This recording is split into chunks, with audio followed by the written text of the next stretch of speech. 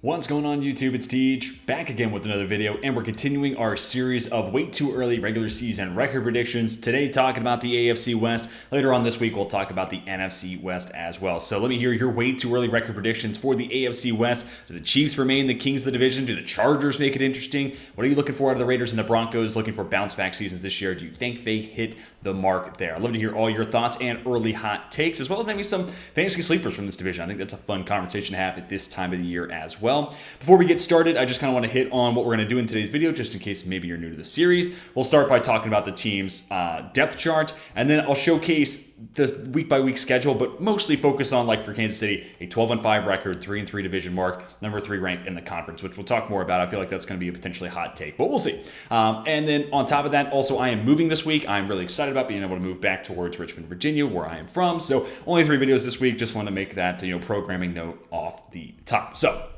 let's go ahead and jump right into it. Taking a look at the Kansas City Chiefs and their depth chart. Obviously this is all kind of predicated on Patrick Mahomes and the alien that he is, right? So Patrick Mahomes kind of makes the world go round for this offense. Isaiah Pacheco, really nice story. Jerick McKinnon, another nice fit there, a nice compliment to Pacheco. The offensive line's in a really nice spot. I'm excited to see what Donovan Smith, Juwan Taylor, what that tackle tandem does. I think those guys might ultimately, and more likely than not, a better tandem than Orlando Brown Jr. and Andrew Wiley. And that's not to say Orlando Brown Jr. is bad. I just think Andrew Wiley was pretty clearly the weakest link on that O-line last year. And I think Juwan Taylor is a huge upgrade there. While I'm not the hugest Orlando Brown Jr. guy, I acknowledge that Donovan Smith is definitely a step down. But I think the difference between Brown Jr. and Donovan Smith is lesser than Andrew Wiley to Juwan Taylor. So, and then the interior is still such a great unit. I mean, that Creed Humphrey and Trey Smith in the same draft class is still kind of something that blows my mind. Really kind of changed, the foundation of that O-line moving forward. And look at the wide receivers. MVS, you know what he is. He's a field stretching, big body, fast guy. Kadarius Toney's a guy that people are excited to see. Can this be his breakout season? We've seen flashes. I think this is going to be another year where he's kind of hyped up and then kind of maybe disappoints, but we'll see. I could definitely be wrong on that. Sky Moore is interesting. I actually think if there's going to be a breakout guy, it might end up being Sky Moore. That being said, his fumbles and muffed punts last year doesn't inspire a whole lot of confidence. And a lot of times when I see that in young wide receivers, that tends to bog down their confidence, kind of carry with them, at least through the length of their rookie contract. So I hope Sky Moore is the exception there. And then you got Rashee Rice, this intriguing, third round wide receiver who plays bigger than he actually is, loves to, embrace that physicality and make contested catches, but because of that, I feel like he leaves some room to be desired as a route runner and as a separator. I'd like to see that change at the NFL level as well. And plus, you also have Justin Ross, who's like an intriguing, undrafted free agent coming out of Clemson. Had some big years there with Trevor Lawrence. People always hype him up at Kansas City's, OTAs and training camps, things like that. You'll hear a lot of buzz about him. But can this be his breakout year as that possession type? I'm interested to find out the answer there, but I'm not putting all my eggs in that basket. And then we get over to the defensive side. It's obviously a really, really stout, defense, one run by Steve Spagnuolo, and I think because of that, this defense is stout for what he needs.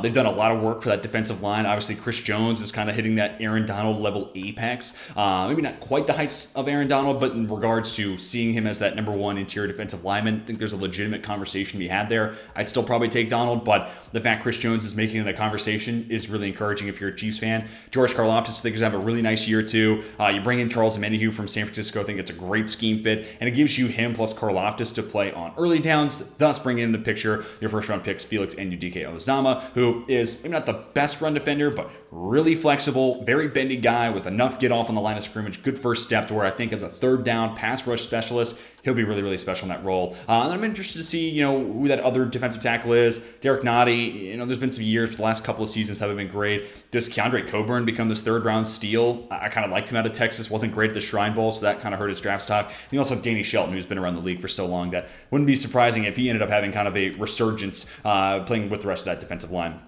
Linebackers are kind of underrated. Leo Chenal's a great fit for Spagnuolo in that defense. Willie Gay, Nick Bolton, love that tandem. So it's kind of and a Drew Tranquil coming over from Los Angeles too. It's actually a really nice little quartet of linebackers they have there. And then you get over to the secondary. This is where there could be issues, right? Jalen Watson, Joshua Williams, not necessarily the best names to have starting. It will be interesting to see if L'Jarius Sneed does full-time move outside. He's this guy who has had a lot of success playing the slot, really good tackler, but has that outside corner body.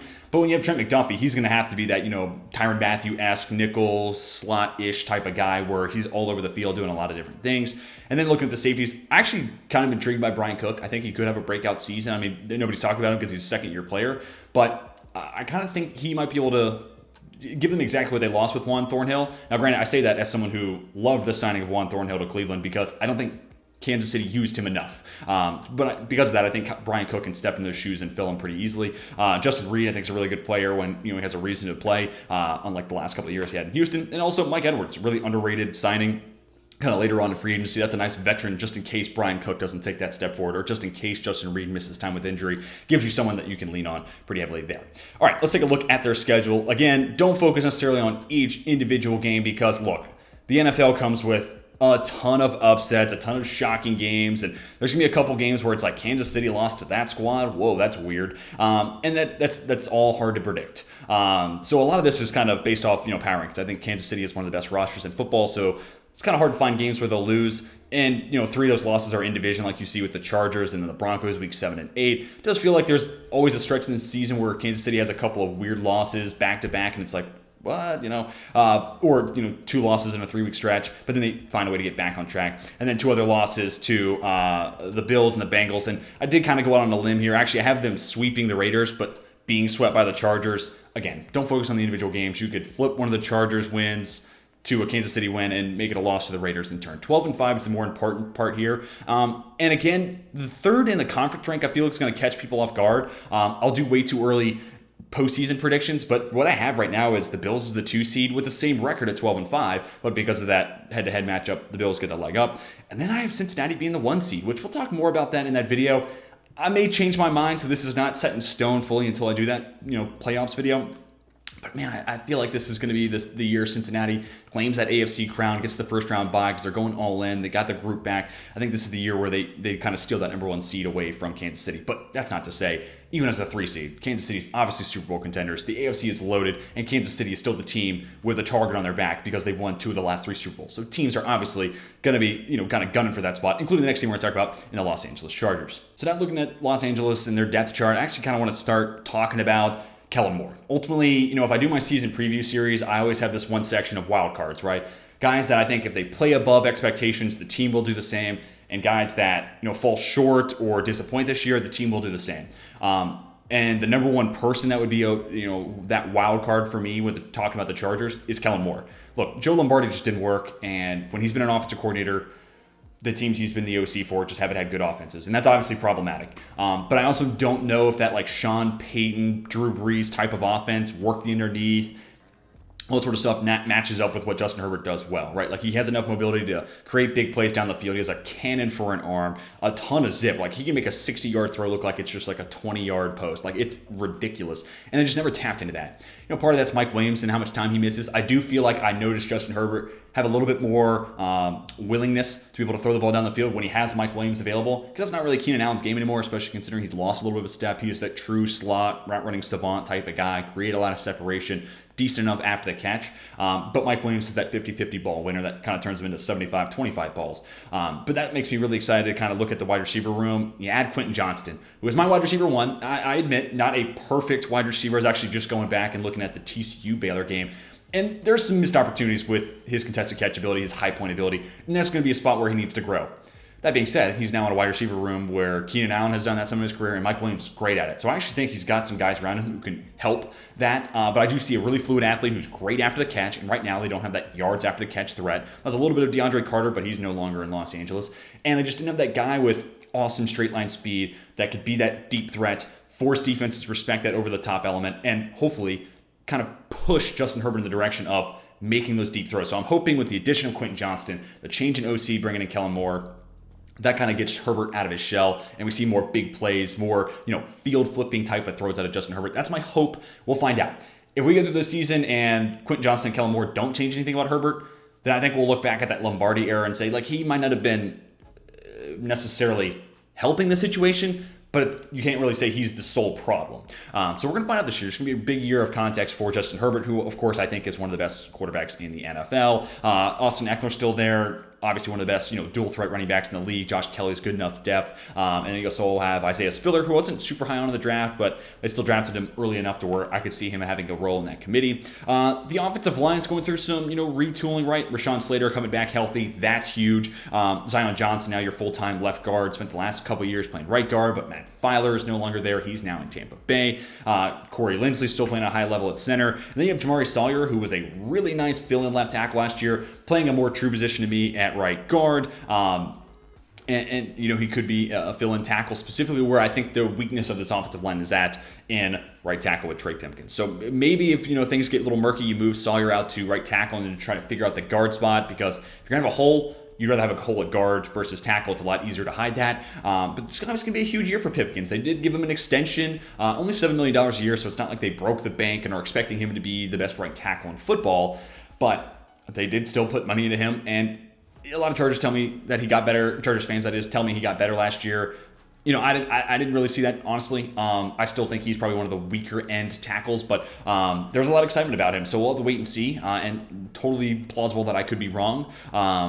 It's just, if he doesn't work out, I think that could be a hole in the offensive line that creates so much undue pressure onto Justin Herbert and kind of limits that offense. Because, when the Chargers play the Cowboys, if Trey Pipkins is not playing well, Micah Parsons is going to line up in front of him every snap of the game. And I'm just using Dallas as an example because Micah Parsons is a freak. It could be the same thing if they're playing the Browns in the playoffs or the Steelers in the playoffs with TJ Watt, right? There's any infinite number of possibilities and edge rushers I could use as an example here, and I'm definitely cherry picking, but I don't know. Trey Pipkins doesn't get any better, man. That's going to hold back this offense, I think, a fair amount. But this is also a huge year for Brandon Staley, and flipping over to look at his defense, I like the names on that defensive line, right? I'm glad they brought back Morgan Fox. I think they got him at a really nice price point. This was a huge year for Sebastian Joseph Day. Really wasn't at 100%. He got hurt in that Rams Super Bowl postseason run, and it kind of felt like that lingered into last year. So hopefully he's back to 100%, can be that, space eating, block, consuming nose tackle just to fill the gap and allow Staley to play those too high looks that he wants to do and keep another safety out of the box. But it'll take Sebastian Joseph Day doing his part, as well as Austin Johnson, both those guys in the second year of their contracts in Los Angeles. You also need Khalil Mack and Joey Bosa to both stay healthy. It feels like it's been a while since we've been able to see these guys play a full 17, and if they're both on the field at the same time, I think these guys could turn. Joey Bosa, I think, is still in his prime, so it's not really me saying that about him, but it's more so me saying that about Khalil Mack. Or if these guys are both healthy, they're going to feed off of one another. And Khalil Mack's going to have a type of season that we saw 4 and 5 years ago, where it's God, he is, not only an elite run defender, but one of maybe the best pass rusher in football. Now, he may not surpass TJ Watt and Myles Garrett and Nick Bosa, but I could see the year, because he has Bosa, where his numbers kind of echo back to where he was doing 4 and 5 years ago. And maybe he kind of puts himself back in that conversation. And also got Tuli Tuipulotu.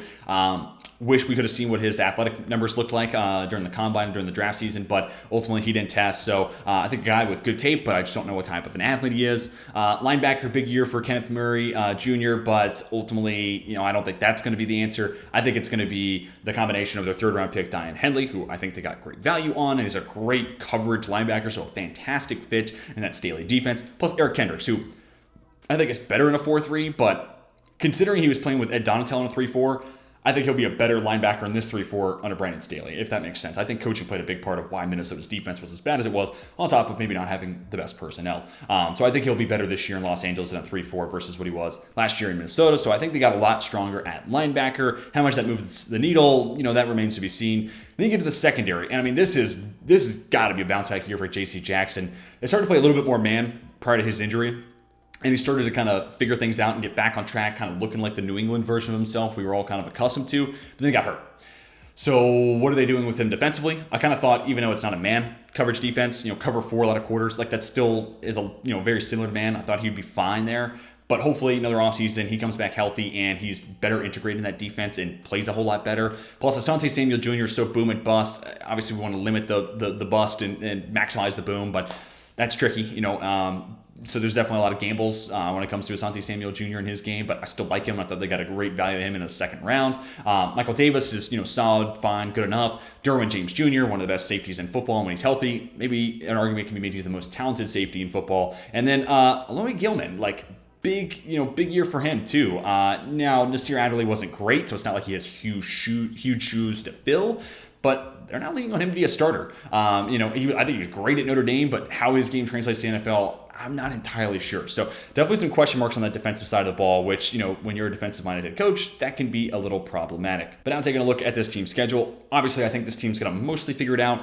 5-1 in the division. That includes a sweep against Kansas City. I know that's very bold, but, Kansas City's kind of had the upper hand. I kind of feel like numbers are going to regress towards the mean. I still think Kansas City's a better team, but that doesn't always correlate to your record and whatnot. So it's, I know it sounds dumb, but trust me, there are teams that get better in the offseason and their record stays the same just because the league as a whole gets better or their division as a whole gets better. But I do have them making the playoffs, 11-6, and that week 1 game against Miami is going to be must watch TV. And even that week 3 game against Minnesota, a lot of high-powered offenses, and if Kellen Moore isn't doing his job, those wins could easily flip to losses. Weird one against the Bears, and that's kind of one where I'm banking on Chicago's run game gives, Brandon Staley that defense fits, and I'm kind of going on that still being an issue for Los Angeles. And even if it gets improved and they're not allowing, 5.5 yards per carry or whatever that mark was last year, last in the NFL, if memory serves, even if it gets, better, this defense still could be 27th in the league against the run or 25th, whatever. Throw out an arbitrary number somewhere in the mid to late 20s. They might get better, but still be kind of rough. Kind of the same thing I had there with Detroit, but also I've had up to this point in the schedule, the Chargers win a lot of shootout games where I think them and Minnesota can go back and forth. Them and Miami can go back and forth. And this is one where I kind of just have the pendulum swinging the other way. Detroit gets the upper hand and beats them. I have the Ravens beating them because of the the run game stuff. Same thing we talked about earlier. Another shootout game, week 16, had to give that one to Buffalo. But again, flip a coin. Maybe they beat Buffalo but lose to Miami week 1. Again, don't focus on the individual games. Focus on the 11-6 mark. 5-1 in the division. I know that feels pretty favorable, but I do think they're a significantly better team than Denver as well as Las Vegas. But while we're actually talking about Denver, let's go ahead and talk about the Broncos. So Broncos country, of course, still led by Russell Wilson, but now with a new head honcho and head coach in Sean Payton. Still like the wide receivers a ton. I think this could be a breakout year for Jerry Jeudy, but obviously he's been a bit of a bust up to this point. He's not been horrible, but he hasn't lived up to the number 1 wide receiver in that draft class that I thought he was going to be. Courtland Sutton, good when he's healthy, but can he stay healthy? That's a big question mark. And then Tim Patrick could be the sneaky guy that, I don't know, it wouldn't surprise me if he ends the year with the most receptions or maybe the most receiving yards on this team too. So I think they got a really nice trio there. Plus you have Marquez Callaway, who's a nice number 4. They draft Marvin Mims at the end of the second round. Really intrigued to see what type of player he is for that offense and what type of role they give him, especially by the end of the year. I want to know how significant of a part of the offense Marvin Mims is. So a lot of firepower. And that should help Russell Wilson. And on top of helping Russell Wilson, the return of Javonte Williams, who prior to his injury looked like a guy who was going to make a move to maybe become one of the best running backs, somewhere in that top 5 conversation pre-injury. And obviously, hopefully, we're going to see the same guy post-injury, but also bringing in Samaje Perine. I think there's a couple nice running backs. Both have receiving upside. That should help out Russell Wilson a ton. In the offensive line, Garrett Bowles is solid. Ben Powers, spent a lot of money on him, but he is a good player. Big year for Lloyd Cushenberry. Could they move Quinn Miners over to center and then have Kyle Fuller play some guard? Question marks there, and Miners has that flexibility, so we'll see. But right now they have Miners at right guard on our lads. And then over at right tackle, Mike McGlinchey, another big offensive line signing from free agency. I feel a little bit better about the Ben Powers signing than I do Mike McGlinchey just because of age and where I think maybe the trajectory is going to take their career. But nonetheless, they get some big upgrades at spots where they definitely needed it. And, Sean Payton has always prioritized having a good offensive line all the way back to his beginning of the days in New Orleans, so it's not surprising to see that trend continue. Then on the defensive side, you lose Draymond Jones, and you lose Ejiro Evero, who I think is a great defensive coordinator, but Vance Joseph thinks a really good one in his own right. They just do it very differently. And if you're going to lose Draymond Jones, Zach Allen, not a terrible guy to replace him. DJ Jones, hoping to have a nice year out of him as a run stopper, a little bit of a down year last year. The edge group is a really fascinating one. Baron Browning flashed a ton, and then kind of got hurt and kind of forgot all about him. Randy Gregory's a really nice player when he's healthy, but even just like the depth, like a Frank Clark, more of a 4-3 end, what does he look like as a stand-up outside linebacker? Intrigued by that. Jonathan Cooper, not bad depth. And then you look at the off-ball linebackers, and we'll start by talking about Drew Sanders because he could be this guy who's like Baron Browning, hybrid edge and off-ball linebacker. I hope they keep him at off-ball linebacker because I think for Vance Joseph, who wants to play a lot of man and wants to blitz those linebackers, that's where you get the most out of Drew Sanders. They could move him to edge, but I kind of hope they keep him at off-ball linebacker, teach him where he needs to get better, and then utilize his blitzing ability against interior offensive linemen. But you also still have Josie Jewell and Alex Singleton, who I think are fine when they're healthy. Jewell more the coverage specialist. Alex Singleton probably better playing the ball in front of him in the run game. And then Sanders there as a blitzing specialist. So it feels like they have an off-ball linebacker for anything you need. Coverage, run stopping, blitzing. I kind of got a guy that is a specialist in that specific role. Getting the secondary, Pat Surtain, I think we would all agree he's moved himself into that top 5 cornerback conversation. He's upped his game to that level. Now, granted, that was in a typically zone-heavy defense for Vic Fangio and then Jero Evero.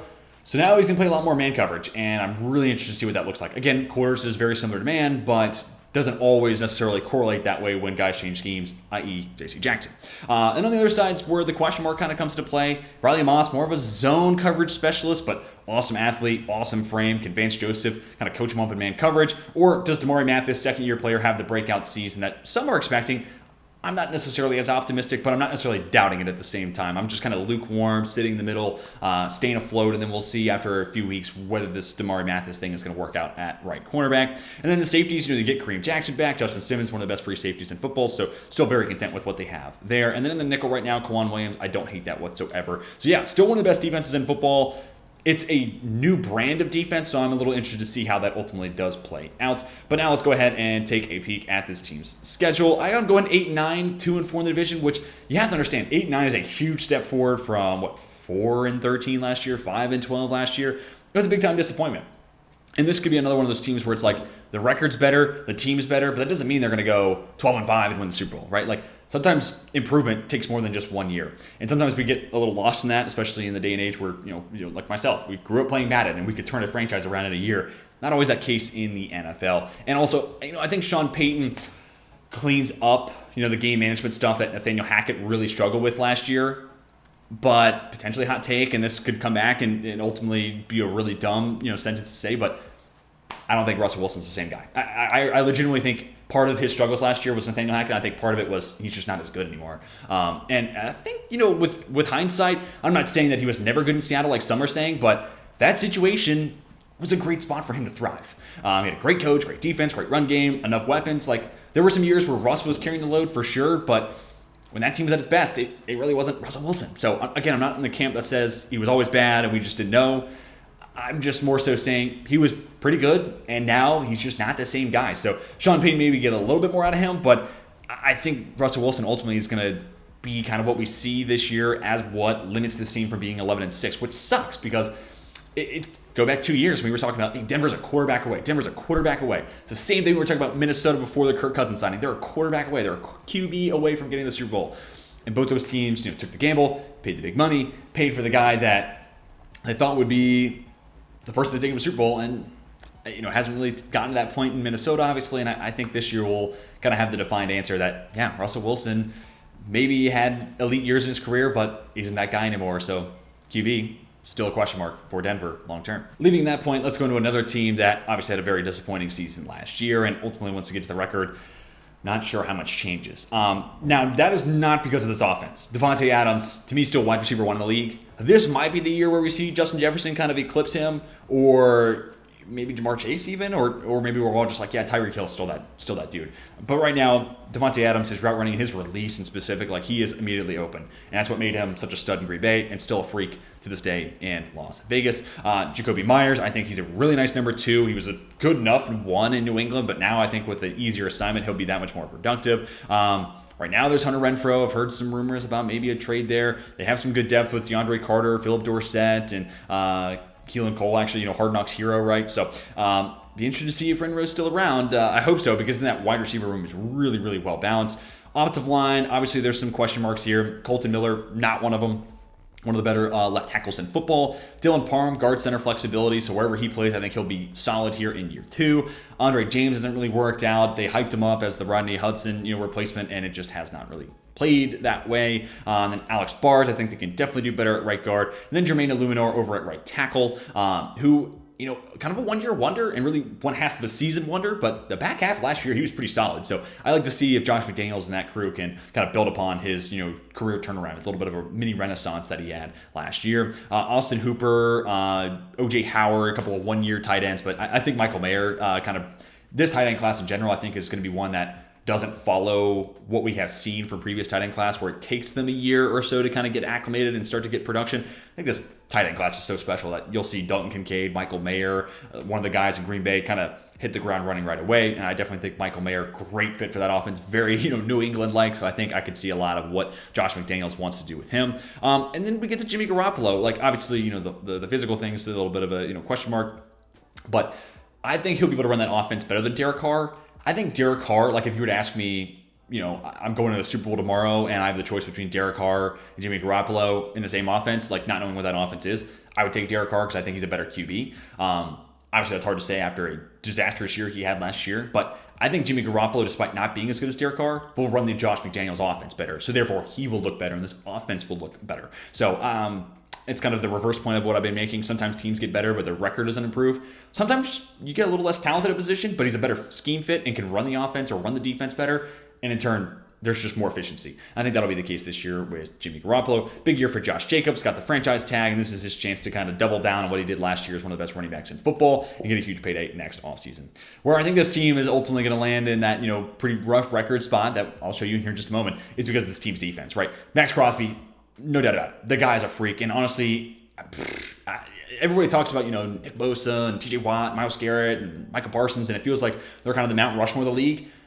I'm not too sure Max Crosby is terribly far off. Like, I kind of think it should be a top 5 conversation there at edge versus top 4. I kind of feel like healthy Joey Bosa, like if he were to get back on track, and then Max Crosby, if he continues what he's been doing, those two are going to be like, hey, don't forget about us this type of year. But then you look at the rest of the defense. Jerry Tillery, not very good against the run. Has been a disappointment as a first-round pick. Bilal Nichols, I guess he's fine. Adam Butler had his fans coming out of Tennessee, but hasn't been much. Chandler Jones, making a lot of money, but obviously coming off a very bad year. Tyree Wilson, intrigued by the upside, but post-draft, we hear about the foot injury, and it turns out that's a bigger problem than a lot of people were expecting, and a lot of people in the draft community even knew about. So TBD on what that ends up being. And then you get to the linebacker spot. Robert Spillane, former Steeler. He's fine, but doesn't do anything great. Divine DiAblo, former safety turned linebacker. Diablo's pretty good in coverage, but I just don't know how much more he's going to really bring you there. Duke Shelley's coming off a career year, had a nice back end of the season, but I think when you look at his PFF grades and why those grades are so high, it's because they were playing basically prevent defense and letting teams just kind of slowly pick up yards, 10 yards a chunk. But because of that, he didn't give up any big plays, and that's what PFF kind of penalizes corners for, is giving up chunk plays and touchdowns. And technically, he didn't give up a whole lot of chunk plays or touchdowns because they were just kind of letting teams go 5 and 10 yards a pop. So we'll see what he looks like in a very different defense. I love Patrick Graham as a DC, but I think this defense just does not have the horses he needs to run it well enough. And that includes Duke Shelley. That includes, David Long Jr. We'll see. Maybe I'm wrong there. Maybe he has a breakout season, but I'm not seeing it. Nate Hobbs is a really nice nickel corner. I believe in the talent for Trevon Merrick. He was one of my breakout candidates for the third-year breakouts, guys. But I am kind of going on a limb, kind of leaning back on my draft priors and saying, hey, second year in this defense, he'll figure it out. And then the other safety spot, Marcus Epps, I think that's a pretty nice signing they had. But yeah, I just think there's too many holes in this defense. Outside of Max Crosby, where's the pass rush coming from? I don't like the linebackers, and there's a ton of question marks in that cornerback room. So I think that defense is ultimately what's going to amount to this team having the 4-13 record that I have them at right now, 2-4 in the division, getting swept by the Chiefs, which I don't think anybody would be surprised, but then splitting those other two matchups. Week 1 against Denver, it's so hard to play in Denver, especially the first 5 weeks of the year. Buffalo's just a better squad. The New England-Oakland game is kind of interesting because McDaniels versus Belichick, but give me the Patriots right now. Green Bay, don't know what I'm getting out of Jordan Love, but I know I like that defense a whole lot more. I think Chicago will be able to run all over them. I think the same could be true about the Giants. I think Daniel Jones could have a big day on the ground. I think Saquon Barkley could run crazy if he's healthy. The Jets, the Chiefs, the Dolphins, the Vikings, the Chargers, sorry, they're just better teams than the Raiders right now. Then I have them kind of end of the year with a couple of nice wins against the Colts and the Broncos. But 4-13, the question will be, does that mean Josh McDaniels' seat is hot enough for them to make a change? / does the Davis family have enough to move on from Josh McDaniels? I think 4-13. If you move on from McDaniels, they're certainly going to be looking for QB of the future. 4-13 might put them in a spot where Caleb Williams, Drake May, all that could kind of be in play. Quinn Ewert, maybe if he has a good year at Texas. So. Sorry, Raiders fans. I think it's going to be another bit of a bummer year for you and your silver and black, which, Bummer way to end the video. I do apologize for that, but that is going to do it for my AFC West way too early record predictions. Hey, if you think I'm wrong about the Raiders or the Broncos or the Chiefs or Chargers for that matter, let me know down below in the comment section. Where was I right? Where was I wrong? And how do you think this division plays out 1 through 4? How many teams in this division do you think also get in the playoffs? I'd love to hear your thoughts there. But hopefully you guys enjoyed. Hit the like button if you did. Subscribe if you're new to the channel. And if you want to help me out in the channel, become a channel member or check out the sponsor of today's video, BetUS. All their sign up offers are down below in the description. So bet on some baseball, put in maybe some way too early football bets. I support all of that, and you get some great offers down below from BetUS. But that's going to do it for today's video. That's going to do it for me. Hope you all have a fantastic rest of your day. And until next time, my name is Teach, and I'm signing off.